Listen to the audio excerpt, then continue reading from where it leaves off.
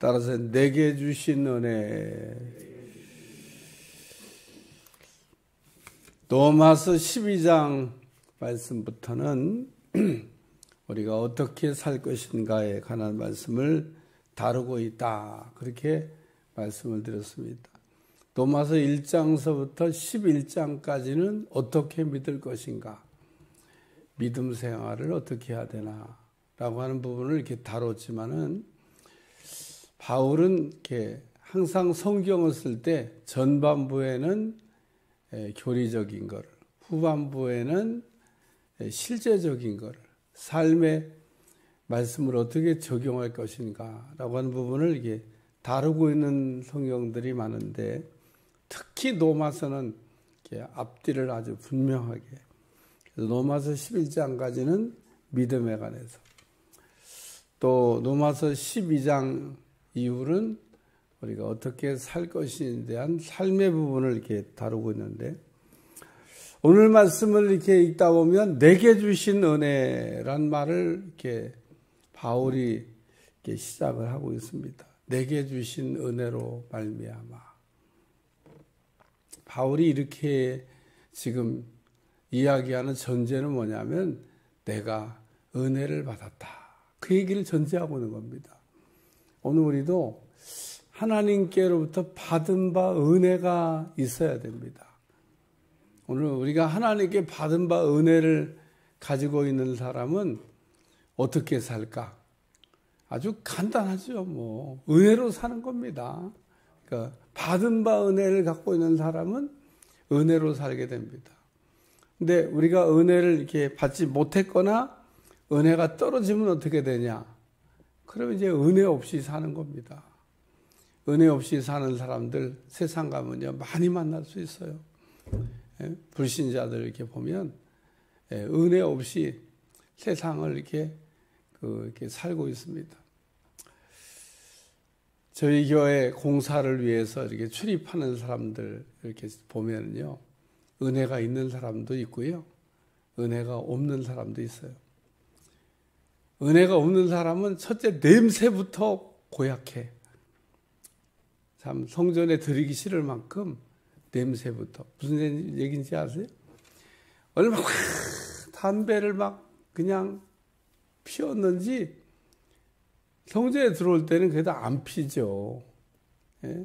어떤 사람은 아직 성전에 이렇게 꾸며놓지 않고 공사를 안 했으니까 그냥 나무 이렇게 붙이면서도 그냥 피는 사람도 있고요. 그래도 또 좀 예절이 있는 사람은 나가서 피우는 사람도 있고, 어떤 사람은 뭐 그런 건 안 하는데 몸에서 그냥 지나가면 냄새가 나. 얼마나 참 그 냄새만 맡아도 그런지 몰라요. 피우는 거 아닙니다. 안 피우는데 얼마나 그 골방에 들어가서 이렇게 피웠는지 몸에 배가지고 냄새가 쪄들었어요. 제가 이렇게 생각하기는 그런 분들하고 사는 분들 참 걱정된다. 우리 몸에서는 좋은 냄새가 나야 됩니다. 그리스도의 향기와 같은 아름다운 냄새. 향수도 보면 비싼 게 있고 싼 게 있어요. 싼 거는 머리가 아파. 근데 비싸고 좋은 건요, 냄새도 좋고, 어떤 사람은 킁킁거리거든. 무슨 냄새야 갑자기? 너무 좋은 냄새다. 그리고 사람들이 그런 반응을 보인다고 돼요. 왜? 냄새가 너무 좋으니까. 은혜를 우리가 받으면은 좋은 냄새가 납니다. 이거는 부정할 수 없는 사실입니다. 박자를 맞춰서 아멘을 잘 하시길 바라요. 은혜를 받으면 좋은 냄새가 납니다. 은혜가 떨어지면 냄새부터 이제 이상한 냄새가 나죠. 제가 세상 사람들 얘기했잖아요. 이상한 냄새가 난다. 우리는 어떻게 살아야 되냐? 내게 주신 은혜로 살아야 됩니다. 받은 바 은혜를 잊어버리지 말고, 받은 바 은혜를 쏟지 말고 살아가야 될 줄로 믿습니다. 양은 냄비에 라면 끓여보셨어요? 요즘은 뭐 그런 냄비를 이렇게 보기도 좀 쉽지 않습니다만, 스텐이라고 하는 게 나오면서 갑자기 그냥 이렇게 쓰다 보면 빵꾸 나는 양은 냄비가 그냥 다 밀려나가서요. 근데 요즘도 양은 냄비에다가 라면 끓인 분들 있어요. 왜 그러냐? 빨리 끓어서 좋아. 그냥 근데 양은 냄비에 라면을 끓이면 또 특징이 있습니다. 빨리 끓는 대신에 빨리 식어버려. 옛날 우리 가마솥은 빨리 끓지도 않지만은 빨리 식지도 않습니다. 그래서 양은 냄비와 가마솥의 차이가 뭐냐? 양은 냄비는 빨리 끓고 빨리 식는다. 교회에서도 보면 양은 냄비 같은 신앙생활 하는 분들이 있어요. 막 금방 불 받아가지고 막 뒤집어질 것 같아. 온 천지를 다 바꿀 것 같은데 보면 금방 은혜 떨어져가지고 이렇게 신통치 않은 분이 있습니다. 어떤 사람은 가마솥 같이 은혜도 굉장히 이렇게 좀 뜸을 들여야 되는데, 한번 은혜 받으면 불도 안 꺼져. 여러분은 그런 은혜가 있기를 주여 축원합니다. 오늘 말씀을 여러분 집에 가서도 짧은 한 절이니까 제가 오늘 설교를 준비하기 위해서 읽고 또 읽고 또 읽고 한 것처럼 여러분도 한번 잘 읽어봐요. 그러면은 뼈를 갖다가 우리듯이 귀한 말씀이 이렇게 여기서 흘러나오게 될 줄로 믿습니다. 포인트가 어디에 있냐면 뒷부분에 있는 게 아니에요. 앞부분에 있는 겁니다.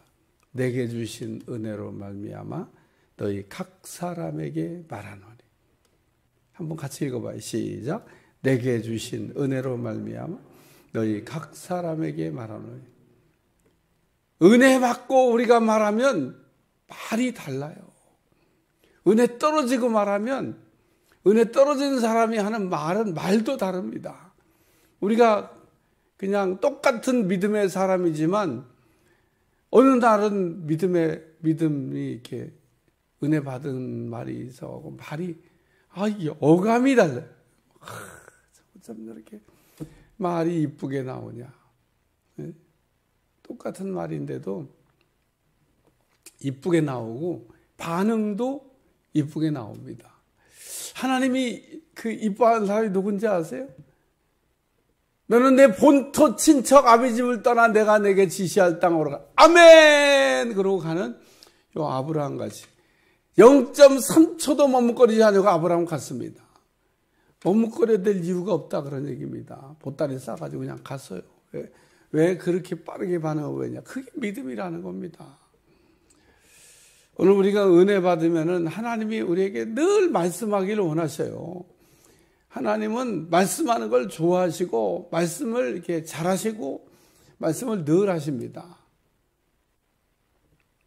오늘 우리가 그렇기 때문에 은혜 받으면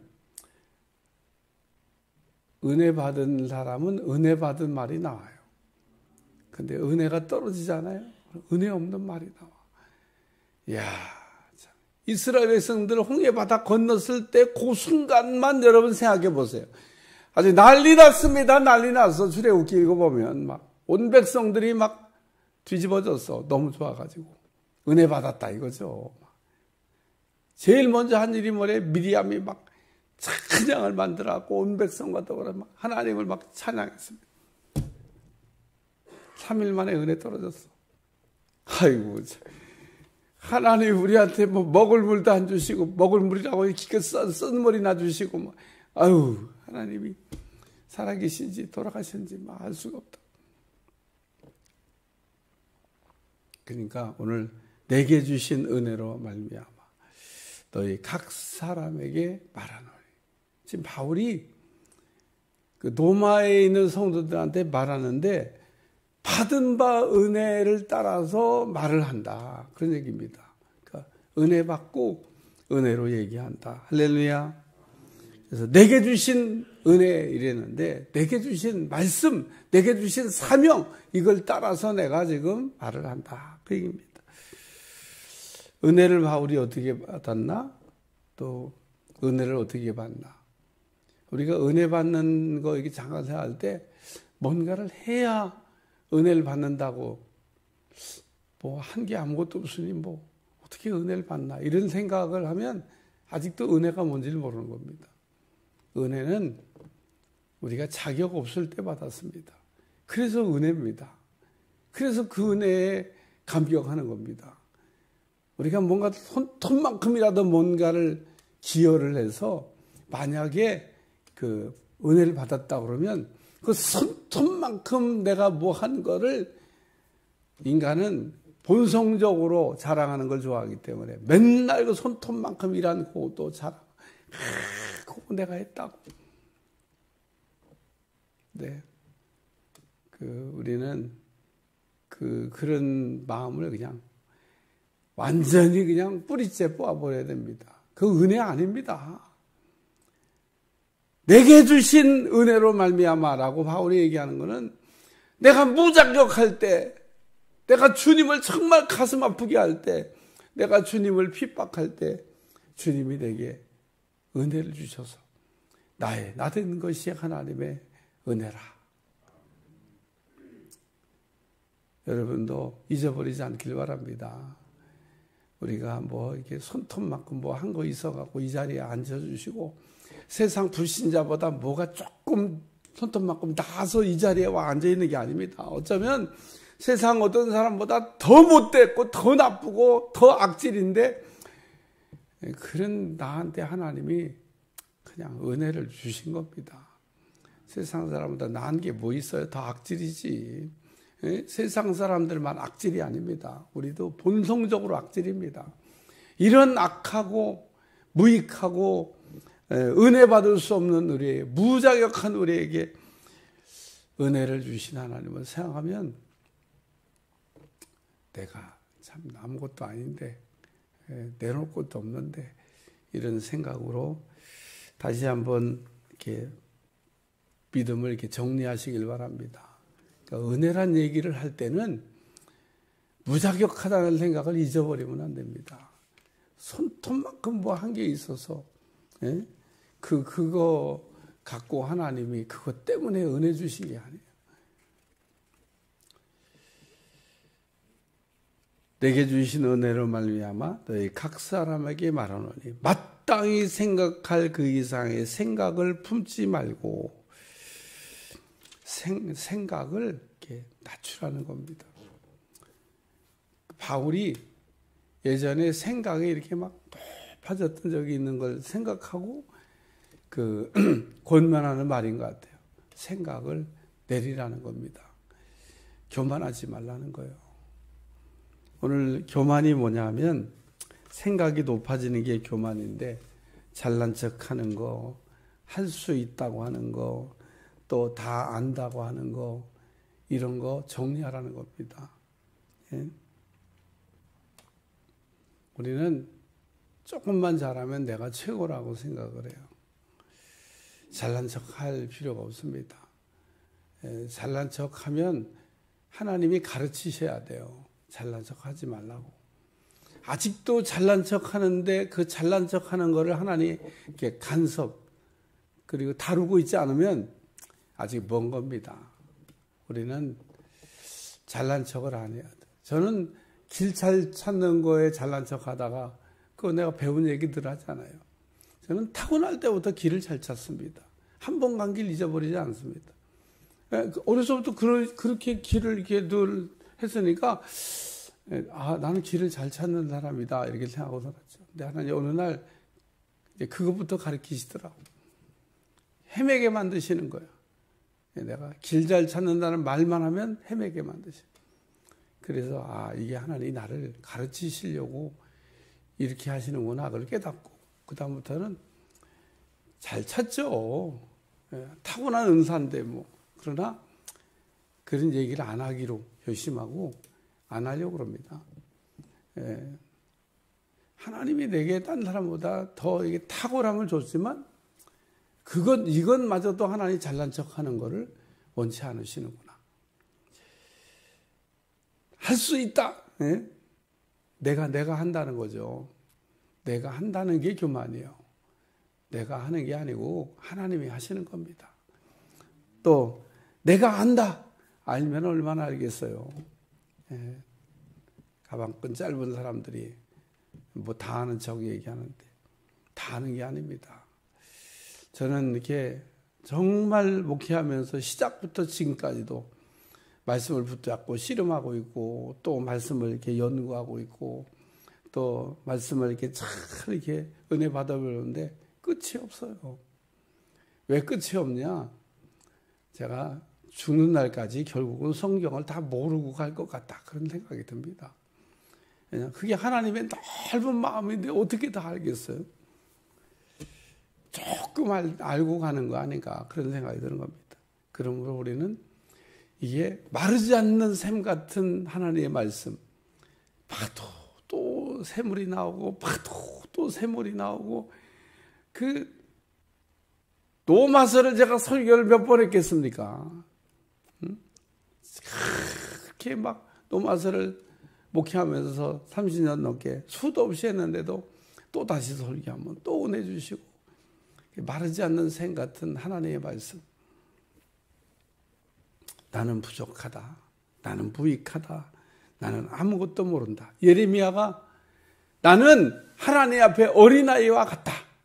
부족하다는 거죠. 어린아이는 가장 중요한 특징이 지식이 부족한 겁니다. 어른에 비해서.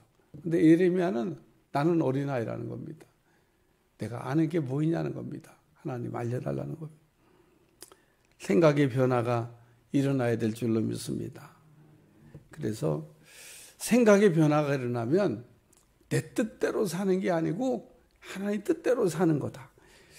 지난 로마서 12장 1절과 2절에 보면 마음을 새롭게 함으로 변화를 받아 하나님의 선하시고 기뻐하시고 온전한 뜻이 무엇인지 분별하도록 하라.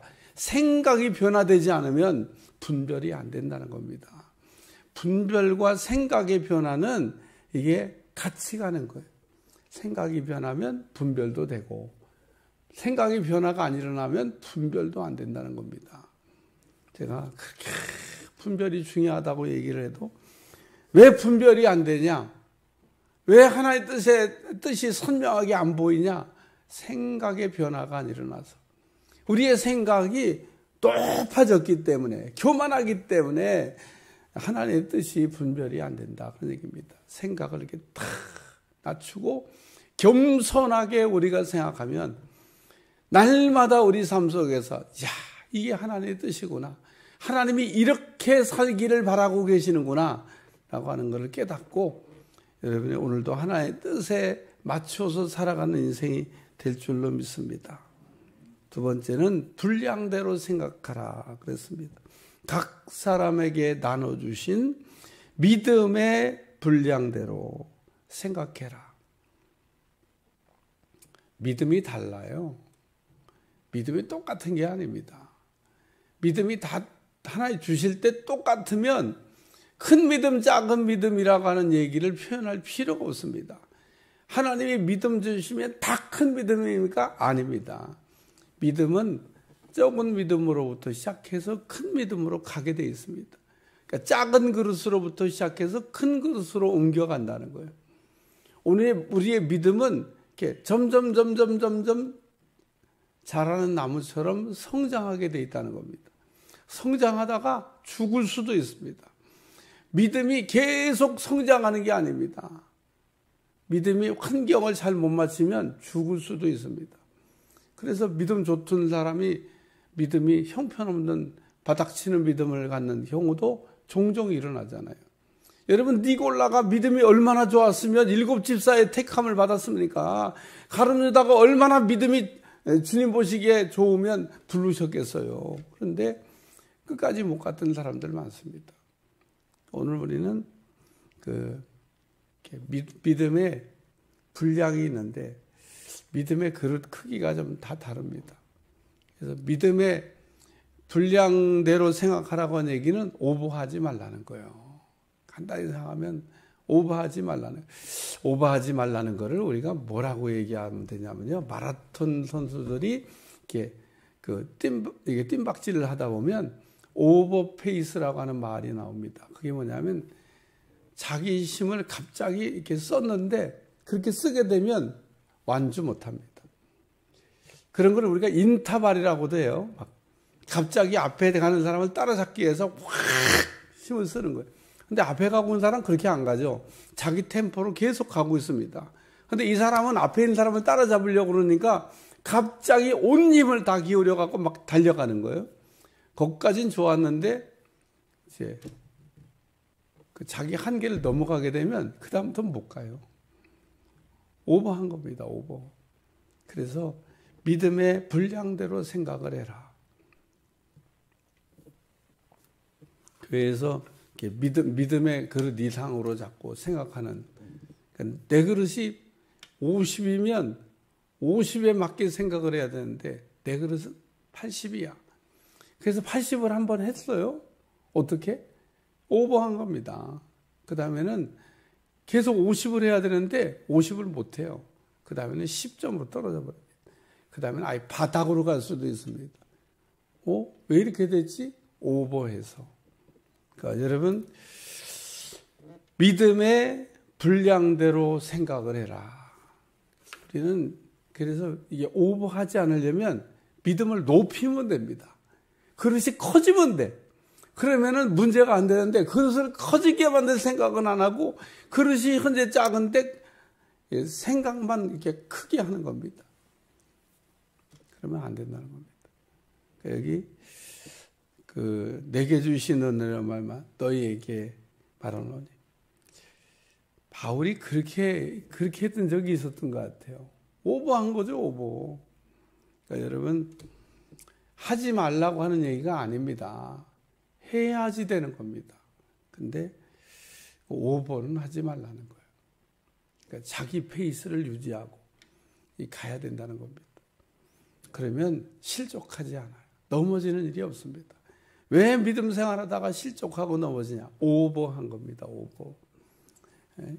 인타발한 것까지는 좋았는데 한번 나도 앞에 가는 사람처럼 한번 달려가고 싶어서 달린 것까지는 좋았는데 계속 달릴 수가 없어요.